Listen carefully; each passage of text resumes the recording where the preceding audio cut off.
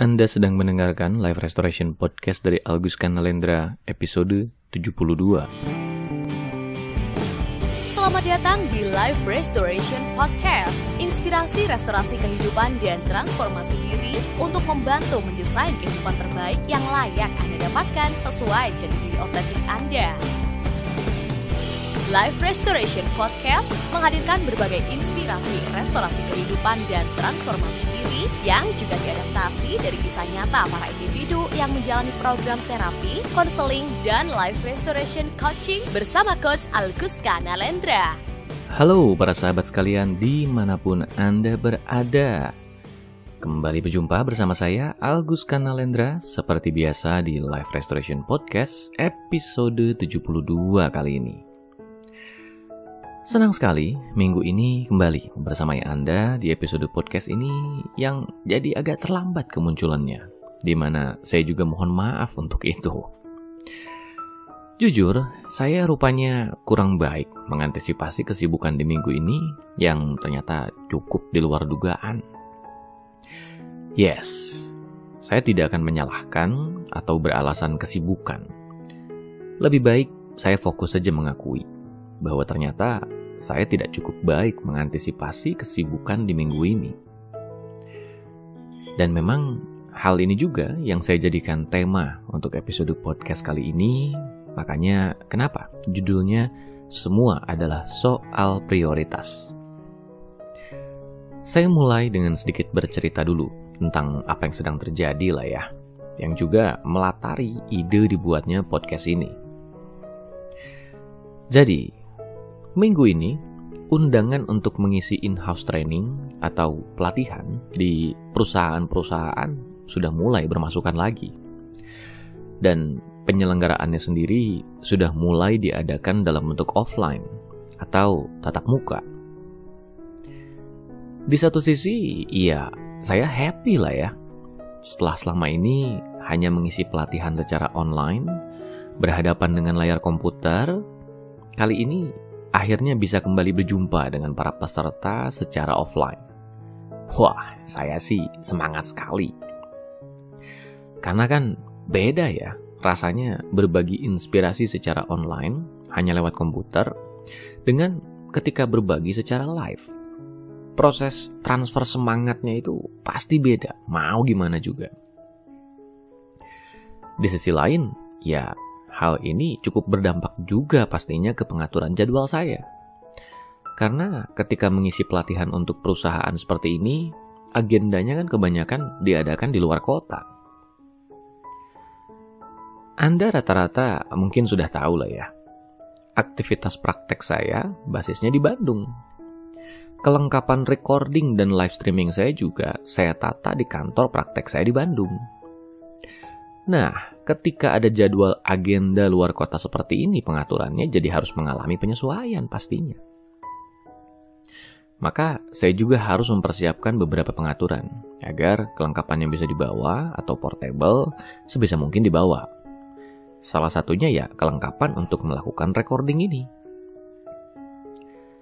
Kalau secara teori sudah terbayang lah. Nanti di luar kota perekamannya begini, begitu.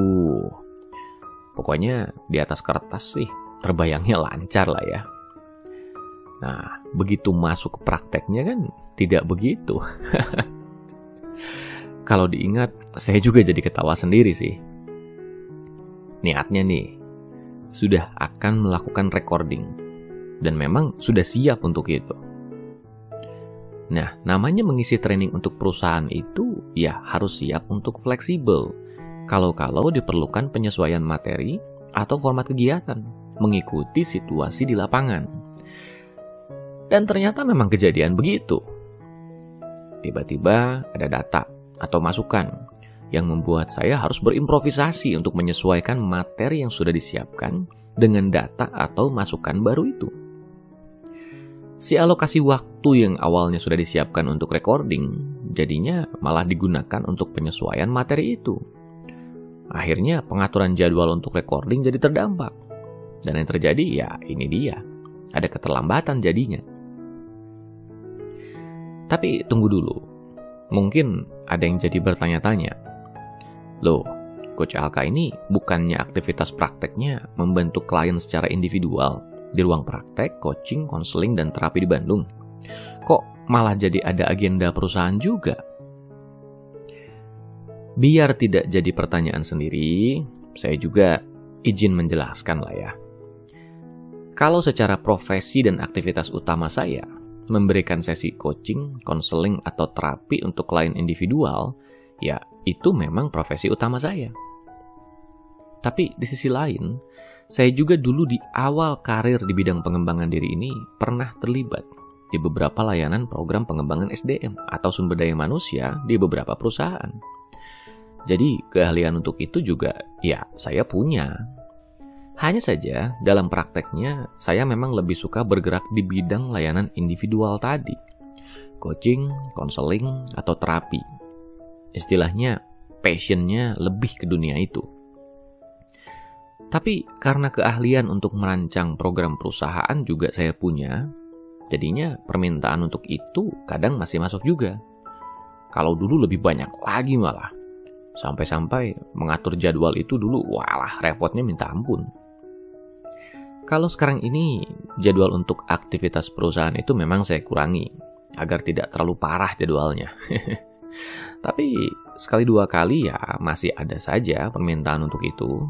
Kalau ternyata saya memang melihat masih memungkinkan, ya saya sanggupi. Seperti yang sekarang inilah. Kali ini saya mengisi trainingnya untuk para leader atau jajaran pemimpin di sebuah perusahaan otomotif di Jakarta. Karena memang temanya juga banyak membahas tentang coaching, ya oke juga untuk saya tangani. Maka dari sanalah petualangan kali ini bermula. Kembali ke yang saya bahas di awal tadi lah ya. Dengan sedemikian banyak yang harus diurus ini, pastinya ada yang terdampak. Nah, yang terdampak ini ya jadwal recording podcast ini, seperti yang saya ceritakan tadi. Agak berbeda dengan konten berbasis video yang ada di YouTube channel saya, konten audio podcast saya direkamnya segar setiap minggu. Maksudnya segar bagaimana? Begini, untuk konten berbasis video, saya biasanya menyiapkan stok episode di awal. Jadi, saya melakukan perekaman dulu di awal untuk beberapa episode, lalu saya berikan episode itu untuk para tim desainer saya. Mereka yang kemudian melakukan finishing untuk menyelesaikannya. Karena disiapkan di awal, jadi sekali buat bisa banyak kan? Istilahnya, sekali perekaman bisa menyiapkan beberapa minggu ke depan. Nah, kalau audio podcast tidak. Saya memang sengaja ingin kontennya fresh, sesuai dengan temuan terkini. Dan memang karena saya menyukai sekali jenis konten berbasis audio, maka saya juga ingin meluangkan atensi sebaik mungkin untuk konten jenis ini. Kalau sebatas konten audio, karena mekanisme perekaman dan finishingnya mudah, praktis, dan sederhana, jadi masih oke lah untuk saya kerjakan sendiri. Dan memang hal itu menjadikan saya bisa memberikan sentuhan yang benar-benar saya inginkan di setiap episodenya. Di sisi lain, karena dia fresh setiap minggunya, di situasi seperti ini jadinya cukup menantang kan? Karena ketika ada jadwal kesibukan yang bertumpuk, maka kemampuan saya untuk mengantisipasi jadwal yang ada yang menjadi penentu ketepatan waktunya. Nah, perhatikan. Saya menggunakan kalimat kemampuan saya untuk mengantisipasi jadwal yang ada yang menjadi penentu ketepatan waktunya. Saya tidak mengatakan banyaknya jadwal yang jadi penentu, karena itu hal yang berbeda. Ini penting loh, karena cara kita memandang dan menempatkan diri atas waktu ini akan mempengaruhi cara kita merespon kehidupan. Begini, seberapa sering kita mendengar orang-orang mengatakan tidak sempat, atau tidak ada waktu, atau alasan-alasan bernada sejenis lainnya yang mereka ungkapkan ketika mereka dihadapkan dengan suatu aktivitas yang seharusnya mereka selesaikan, tapi kemudian tidak terselesaikan sesuai komitmen semula. Pasti cukup sering kan? Pertanyaannya, apakah benar begitu? Apakah benar tidak sempat? Tidak sempat atau tidak menyempatkan. Tidak ada waktu atau tidak bisa mengelola diri dalam menjalani waktu. Nah, mulai bisa melihat kemana semua ini menuju kan? Yang saya alami sekarang ini, ya contoh sederhana dari hal itu. Dengan banyaknya kesibukan yang kemarin benar-benar bertumpuk, dan jadinya ada komitmen awal yang terdampak, saya tidak mau cari-cari alasan dengan mengatakan tidak sempat atau banyak kesibukan. Saya akan lebih jujur mengatakan tidak mampu menyempatkan dan tidak bisa mengantisipasi kesibukan. Itu saja. Lebih baik begitulah, jujur apa adanya, dan saya fokus bertanggung jawab atas yang sudah terjadi. Jangan menyalah-nyalahkan kesibukan atau aktivitas. Kenapa saya memilih begitu? Karena sebagaimana saya pernah membahas di salah satu episode podcast terdahulu saya, ambil tanggung jawab atas kehidupan yang kita jalani. Jadi pemain kehidupan. Jangan menempatkan diri sebagai korban kehidupan. Pemain kehidupan adalah mereka yang menempatkan diri sebagai pusat dari segala sesuatu yang terjadi dalam hidupnya. Ketika ada sesuatu yang terjadi, terutama yang tidak sejalan dengan harapannya, mereka tidak serta-merta menyalahkan pihak manapun atas yang terjadi itu. Mereka sadar bahwa hal itu terjadi adalah karena ada keterlibatan dirinya juga di dalamnya. Bentuk keterlibatan itu bisa dalam bentuk kelengahan yang mereka lakukan, sesuatu yang mereka tidak antisipasi, atau ketidakmampuan mereka untuk mengatasinya. Sementara itu, mereka yang menempatkan diri sebagai korban kehidupan adalah mereka yang meletakkan dirinya sebagai sosok yang tidak berdaya. Mereka merasa dirinya adalah korban dari berbagai faktor di luar diri mereka yang tidak bisa mereka apa-apakan. Agar lebih mudah, kita pakai contoh saja lah ya. Misalnya saja, seseorang melalui jalanan atau lalu lintas yang macet, dan ia terlambat sampai ke tempat tujuan. Mereka yang menempatkan diri sebagai korban kehidupan akan mengatakan, saya terlambat karena jalanan macet. Mereka menempatkan macet sebagai penyebab dari keterlambatannya. Sementara itu, mereka yang menempatkan diri sebagai pemain kehidupan akan mengatakan, saya terlambat karena tidak berangkat lebih awal. Atau, saya terlambat karena tidak mengantisipasi jalanan akan macet. Lihat, nyata sekali kan bedanya. Yang satu, si korban kehidupan fokus pada mengeluh dan menyalahkan. Si pemain kehidupan fokus pada introspeksi dan bertanggung jawab. Keduanya sama-sama mengalami keterlambatan. Bedanya, si korban kehidupan menempatkan kemacetan sebagai penyebabnya, sementara si pemain kehidupan menempatkan dirinya sendiri sebagai penyebabnya. Bedanya apa? Ya jelas pasti beda. Kalau yang jadi penyebab keterlambatan adalah kemacetan, kira-kira kita bisa melakukan apa pada hal itu? Tidak bisa kita apa-apakan kan? Ya sudah, jadi pemeran penderita. Besok-besok akan begitu lagi. Karena kita berhadapan dengan hal yang tidak bisa kita ubah, sesuatu yang berada di luar kuasa kita. Sekarang, kalau yang jadi penyebab keterlambatan adalah diri kita sendiri, kira-kira apa yang bisa kita lakukan? Ya ubah dong diri kita. Karena sekarang penyebabnya adalah diri kita, sesuatu yang berada dalam kendali kita. Nah ini yang kita ubah. Nah kali ini pasti beda hasil akhirnya. Minimal akan ada tindakan nyata sebagai upaya perbaikan. Hal-hal kecil seperti ini loh yang tanpa disadari seringkali dilupakan. Akhirnya banyak orang yang fokus pada meratap dan tidak melakukan apapun. Karena salah meletakkan fokus tadi. Sama juga yang saya katakan tadi atas yang saya alami. Saya tidak mengatakan episode ini terlambat karena kesibukan. Tapi episode ini terlambat karena saya tidak mengantisipasi kesibukan. Bedanya apa? Harusnya sudah bisa ditebak lah ya. Yaitu tadi, kalau saya mengatakan episode ini terlambat karena kesibukan, maka kesibukan itu sesuatu yang berada di luar kuasa saya kan. Ya tidak bisa saya ubah. Kalau sudah begitu, mau ngapain coba? Ya sudah, ujung-ujungnya meratap tidak karuan. Kalau kejadian lagi pun tidak bisa melakukan apa-apa kan? Menyerah sudah. Itulah kenapa saya lebih suka memandangnya sebagai episode ini terlambat karena saya tidak mengantisipasi kesibukan. Kalau menggunakan sudut pandang itu, maka siapa yang jadi letak permasalahan? Saya kan? Berarti siapa yang harus dirubah di sini? Ya diri saya. Cara saya mengantisipasi kesibukan itu tadi. Apakah itu kira-kira sesuatu yang bisa saya rubah? Jelas bisa. Karena itu berada di dalam kendali saya. Berpulang pada cara saya mengatur strategi. Ya strategi itu yang harus saya rubah sekarang. Strategi mengantisipasi kesibukan. Kan begitu. Tapi sekali lagi, semua ini kembali pada prioritas. Apakah kita punya kesadaran untuk memprioritaskan hal yang kita harus prioritaskan?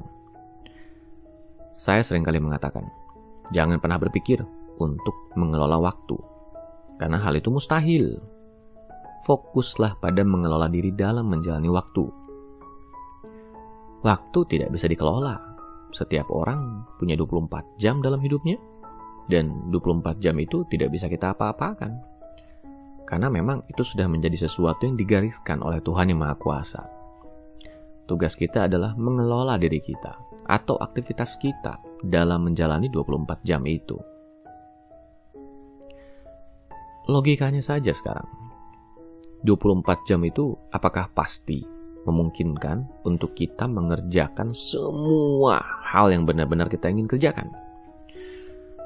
Di beberapa kesempatan, ya mungkin saja begitu. Tapi realitanya kan hal itu juga tidak mungkin setiap hari bisa kita lakukan. Dalam kenyataannya, ada hal yang harus dan memang masih bisa kita kelola pengaturan aktivitasnya. Untuk hal-hal ini ya tinggal kita kelola lah ya cara kita menjalaninya. Tapi ada kalanya juga kita harus mengorbankan satu aktivitas agar bisa melakukan aktivitas lain kan?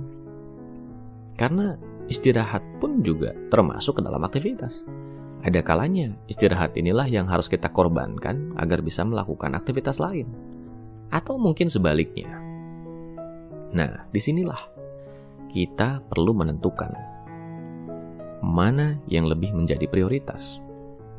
Membicarakan prioritas ini berarti kita harus menyadari apa yang penting dan tidak penting, apa yang mendesak dan apa yang tidak mendesak. Kan begitu. Ketika kita sudah menyadari satu hal memang lebih penting dari hal lainnya, maka saat itu kita membuat keputusan tegas bahwa hal yang lebih penting itulah yang kita fokus kerjakan dan hal yang satunya kita korbankan.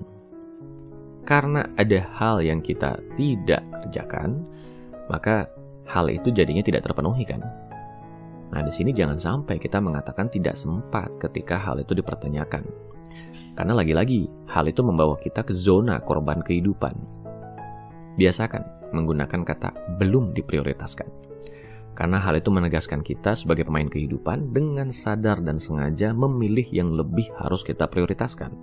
Bukan sebagai korban tidak berdaya yang tidak memiliki pilihan apapun. Lagi-lagi, hal ini ditujukan untuk membangun kebiasaan. Menjadikan diri kita pemain kehidupan yang memiliki kendali atas hidup kita. Karena kebiasaan-kebiasaan kecil itu yang akan membangun kualitas hidup yang lebih besar nantinya. Nah, semoga itu menjadi penjelasan yang juga menjadi pembelajaran.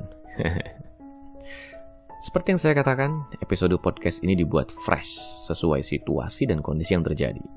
Dan itulah yang sedang terjadi akhir-akhir ini.